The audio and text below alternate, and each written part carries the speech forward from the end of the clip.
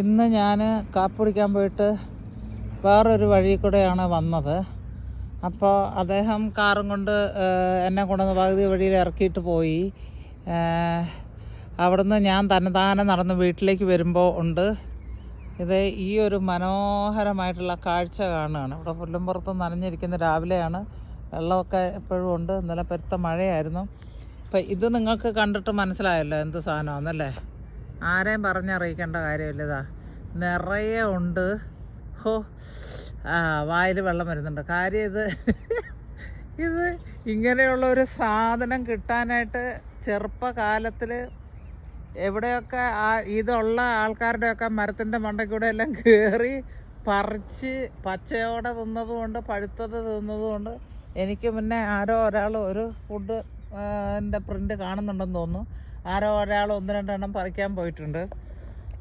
ഇതിൻ്റെ പൂവ് ഞാൻ ഒരു ദിവസം എടുത്ത് ഇട്ടിരുന്നതാ കാണും. ഇവിടെ ഞാൻ വലിയ പാർക്ക് നടക്കാൻ പോയി. ഇതിപ്പോൾ എൻ്റെ വീട് കാണുന്നതാണ്. അവിടെയാണല്ലോ എൻ്റെ അപ്പാർട്ട്മെൻറ്റ്. രണ്ടാമത് ഇങ്ങനെ കുഴൽ പോലെ മേളിലോട്ട് കാണുന്ന അതാണ് എൻ്റെ അപ്പാർട്ട്മെൻറ്റ്. അപ്പം അതാ 3 കുഴൽ ഈ കാണുന്നതാണ് എൻ്റെ അപ്പാർട്ട്മെൻറ്റ്. അവിടെ ഒന്ന് നോക്കിയാൽ ഈ പാർക്ക് എനിക്ക് കാണാം. എപ്പോഴും ഞാൻ കണ്ടുകൊണ്ട് തന്നെയാണ് ഇരിക്കുന്നത്. അപ്പോൾ കൊണ്ട് പിന്നെ ഞാൻ ഇതിലെ വന്നിട്ടാണ് മെട്രോ സ്റ്റേഷനിലോട്ടൊക്കെ പോകേണ്ടത്. ഇതിവിടെ ഇങ്ങനെ താഴെ നിലത്ത് മുട്ടിക്കിടക്കുകയാണ്. ഇതിങ്ങനെ നിറയെ ഉണ്ട്. ഇത് പൂവ് കാണാനും ഭയങ്കര രസമായിരുന്നു. അതേ കിളികളൊക്കെ വന്ന് തിന്നുന്നുണ്ട് കേട്ടോ. ഞങ്ങൾ നടക്കാൻ പോകുന്ന ദൂരത്തെ പാർക്കിൽ അത് മേളിലുള്ളൊക്കെ നല്ലോണം പഴുത്ത് കിടക്കുന്നുണ്ട്. അപ്പം പാർക്കിൽ മുഴുവൻ ഒരു 100ഓളം മരങ്ങൾ 2 സൈഡിലുമായിട്ടുണ്ട്. അതിങ്ങനെ ഈ തണുപ്പ് നമ്മൾ നടപ്പാതെ ഉണ്ട് ഇങ്ങനെ നടക്കാനായിട്ടുള്ളത്, ജോഗിങ്ങിനൊക്കെ ഉള്ള അതിൻ്റെ 2 വശത്തും വെച്ച് പിടിച്ചിട്ടുണ്ട്. അപ്പം നിറച്ചൊക്കെ ഇങ്ങനെ വീണ് കിടക്കുന്നത് കാണാം. ഭയങ്കര ഈ ഒരെണ്ണം കിട്ടാനായിട്ട് ആരുടെ എല്ലാം വഴക്ക് കേട്ടിട്ടുണ്ടെന്ന് അറിയത്തില്ല. ഞങ്ങൾ സ്കൂളിൽ പഠിക്കുമ്പോഴത്തേക്ക് കുട്ടികളെല്ലാവരും കൂടെ ഓടും. ഇതുള്ള സ്ഥലത്ത് റോഡിലോട്ട് ചായച്ച് ഒരാളുടെ കയ്യിൽ കയറി നിന്നിട്ട് പറിക്കുക, എടുത്തുകൊണ്ട് നിന്ന് പറിക്കുക, അങ്ങനെയൊക്കെ സംഭവങ്ങൾ. അപ്പം അതിൻ്റെ ഓർമ്മയാണ് ഇപ്പോൾ വരിക. കാരണം അത്രയ്ക്ക് നമ്മളിങ്ങനെയുള്ള കാര്യങ്ങളൊക്കെ തിന്നാൻ ലൂവിക്കായ എന്ന് പറയും. പിന്നെ അത് തന്നെ പുളിയിഞ്ചി ഇങ്ങനെയുള്ളതൊക്കെ അതിൻ്റെയൊക്കെ പിന്നാലെ എന്തോരം ഓടിയിട്ടുണ്ടെന്നുള്ളത് എല്ലാവർക്കും അറിയാം. ഞാൻ അതിൻ്റെയൊക്കെ ആശാട്ടിയായിരുന്നു. ഏത് കുരുത്തക്കേടുണ്ടെങ്കിലും ജോസഫിന് അതിൻ്റെ മുന്നിലുണ്ടാവും. എന്നിട്ട് ആർക്കും കിട്ടുന്നത് പോലെയുള്ള അടിയല്ല. എനിക്ക് കന്യാസ്ത്രീകൾ പിടിക്കുമ്പോഴത്തേക്ക് ആരാ പോയെന്ന് പറഞ്ഞാൽ ജോസഫിനെയാണെന്ന് പറയാം. എല്ലാവരുടെയും കൂടെ അടി എനിക്ക് കിട്ടിക്കോളും. അങ്ങനെയായിരുന്നു നമ്മുടെ ഇടപാട്. അപ്പോൾ ഇന്നത്തെ രാവിലത്തെ നടപ്പ് കഴിഞ്ഞു. മനോഹരമായ ദൃശ്യങ്ങളാണ്. ഇവിടെ ഈ പച്ചപ്പ്, ഞങ്ങൾ ഇച്ചിരി മിലാൻ്റെ പെരിഫറിയാണിത്. അതുകൊണ്ട് ഓപ്പൺ ഏരിയയാണ്. ചൂടുകാലത്ത് എന്താ മിലാൻ സെൻറ്ററിലാകുമ്പോഴത്തേക്ക് കെട്ടിടങ്ങളും കാര്യങ്ങളും ഒക്കെ ഇതൊരു പാർക്കിംഗ് ആണ്. എൻ്റെ വീട്ടിൽ നിന്ന് നോക്കിയാൽ കാണുന്ന കാര്യമാണ്. ഞങ്ങളെ ഒരു കാര്യം കൂടെ കാട്ടാമെന്ന് വിചാരിച്ചിട്ടാണ് ഞാനിപ്പം ഈ ഹൈ സ്പീഡിൽ നടക്കുന്നത്. അതെന്താണെന്ന് ചോദിച്ചാൽ അതായത് ഞാൻ കാണിക്കാം.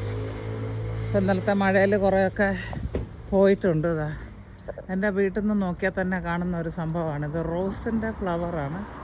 ഇപ്പോൾ കുറേ വീണ് പോയിട്ടുണ്ട്. നിലത്ത് കണ്ടില്ലേ, ഇല മുഴുവനും പോയി. എന്നാലും ധാരാളം ഉണ്ട് പൂക്കൾ. അതാ രാവിലത്തെ വെയിലടിക്കുമ്പോഴത്തേക്ക് ഉള്ള കാര്യമൊന്നും അതെ അങ്ങേയറ്റം വരെ പൂക്കളാണ്. ഇവിടുത്തെ ഒരു മനോഹാരിത എന്ന് പറഞ്ഞാൽ ഇത് തന്നെയാണ്. എവിടെ നോക്കിയാലും അവരിങ്ങനെ തോട്ടങ്ങൾ പോലെ ഇഷ്ടം പോലെ പൂക്കൾ, മരങ്ങൾ ഉള്ള എല്ലാം ഉണ്ട്. ഫ്ലോറൽ ഇതൊരു ഭയങ്കര ഒരു ഡെക്കറേറ്റ് ചെയ്ത് കല്യാണത്തിനൊക്കെ ഓഡിറ്റോറിയമൊക്കെ അലങ്കരിച്ച് വെച്ചിരിക്കുന്നവർക്കല്ലേ തോന്നുന്നത്. ഇത് ഫ്ലവർ നിറയെ വീണുപോയി കേട്ടോ. കുറേ വീണുപോയി. മഴയൊക്കെ ഉണ്ടായിരുന്നു. ഇന്നലെ വലിയ മഴയായിരുന്നു ഞാൻ പറഞ്ഞല്ലോ. അപ്പോൾ അതെല്ലാം വീണുപോയി. പക്ഷേ ബഞ്ചസ് ഇനിയും ഉണ്ടാവാൻ പോകുന്നതേ ഉള്ളൂ. അതുകൊണ്ടില്ലേ ബഡ്സ് നിൽക്കുന്നത്. ഇത് കുറേ നാളത്തേക്ക് നിൽക്കും. ഈ ബഡ്സ് എല്ലാം ആയി വരണമല്ലോ ഇനി, കണ്ടോ. അപ്പോൾ അതൊരു കാര്യം വളരെ നല്ലതായിരിക്കുന്നു. ഇനിയിപ്പം ഈ സൈഡിലുമുണ്ട്. ഇതിപ്പോൾ ഈ സൈഡിലാണ് കാർ പാർക്കിങ്ങിന് വന്ന് ഇതിൽ കൂടെ കയറി എൻ്റെ വീട്ടിലേക്ക് ഈ ഷോർട്ട് കട്ടായിട്ട് നമുക്ക് പാർക്കിൽ കൂടെ വരാമല്ലേ. ആ റോഡ് വഴി വരണം. ഇതാണ് സംഭവം. കണ്ടില്ലേ, ഈ വെറും ഒരു പാർക്കിംഗ് ആയിട്ട് പോലും അതിൻ്റെ 2 സൈഡിലും രാവിലത്തെ സമയമായതുകൊണ്ട് എൻ്റെ നിഴലും കാണാം ഇവിടെ ഉണ്ടല്ലോ. അപ്പോൾ അങ്ങനെ ലോങ് ആയിട്ടുള്ള അത് നിലത്ത് മുഴുവനും ഒരു കാർപ്പറ്റ് തന്നെയാണ്, ഫ്ലോറൽ പെറ്റൽസിൻ്റെ. ബ്യൂട്ടിഫുള്ളായിരിക്കുന്നു. കഴിഞ്ഞ വർഷം ഞാനിത് കണ്ടു, അപ്രിഷ്യേറ്റ് ചെയ്തു.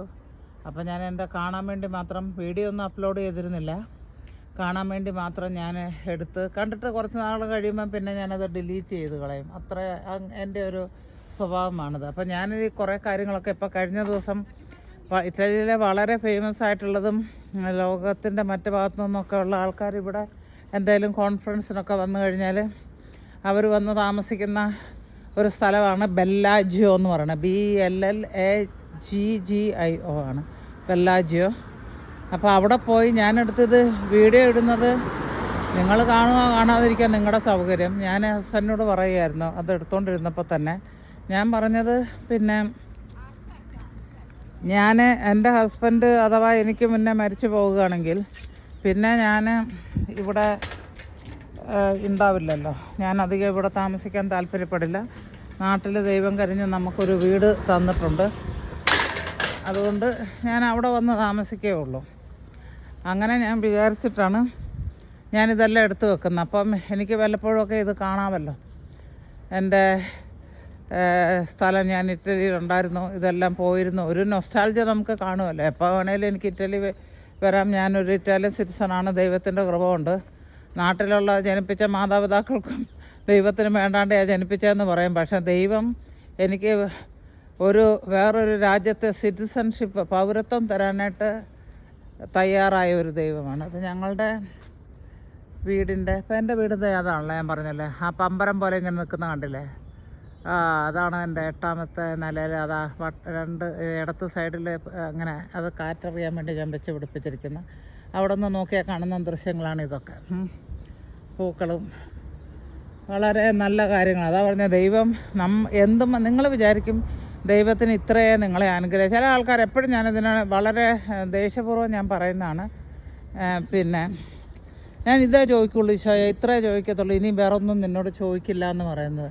നിങ്ങളെന്തിനാണ് അങ്ങനെ പറയാൻ പോണത്? നിങ്ങൾക്ക് എന്ത് വേണേലും ചോദിക്കാമല്ലോ, എന്തോരം ചോദിക്കാം. ഇത്രയും ചോദിക്കാൻ എനിക്ക് പറ്റുമായിരുന്നു? ഞാൻ സ്വപ്നം പോലും കാണാൻ പറ്റുന്നതാണോ ദൈവസ്ഥലത്ത് തന്നെ? ഇത് നിങ്ങൾ ചോദിക്കും, ഇതെന്തിനാണ് ജോസ്മിനെ എപ്പോഴും ഇത് പറഞ്ഞുകൊണ്ടിരിക്കുന്നത്? കാരണം എൻ്റെ ഹൃദയം ആനന്ദം കൊണ്ട് നിറഞ്ഞു തുള്ളുകയാണ്. നന്ദി കൊണ്ട് എൻ്റെ ഉള്ളം നന്നായി നീറായുന്നേ, സന്നാഹമോടെ സ്തുതി പാടിയിടുന്നേ. അത് തന്നെ സംഭവം.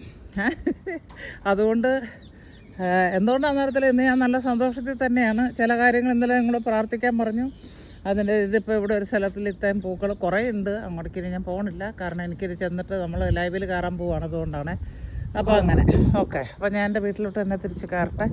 Price the Lord. ഇതെല്ലാം ഇങ്ങനെ വീണ്ടും വീണ്ടും പറയുന്ന ദൈവത്തോട് ഞാൻ പറയുകയാണ്, ഈശോയെ നന്ദി, ഈശോയെ നന്ദി, ഈശോയെ നന്ദി, ഈശോയെ നന്ദി. ഇത്രയേ ഉള്ളൂ കാര്യം. അപ്പം ഇനി അടുത്ത വീഡിയോയിൽ കാണാം. ഞാൻ എൻ്റെ ലിഫ്റ്റിൻ്റെ ഏരിയയിലോട്ട് വന്നു.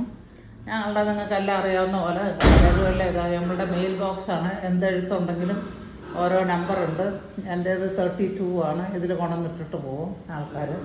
ഓക്കെ. അപ്പോൾ ലിഫ്റ്റ് കയറിയാൽ ഇത് കട്ടാകുകയും ചെയ്യും. Price the Lord. ദൈവം എല്ലാവരും അനുഗ്രഹിക്കട്ടെ.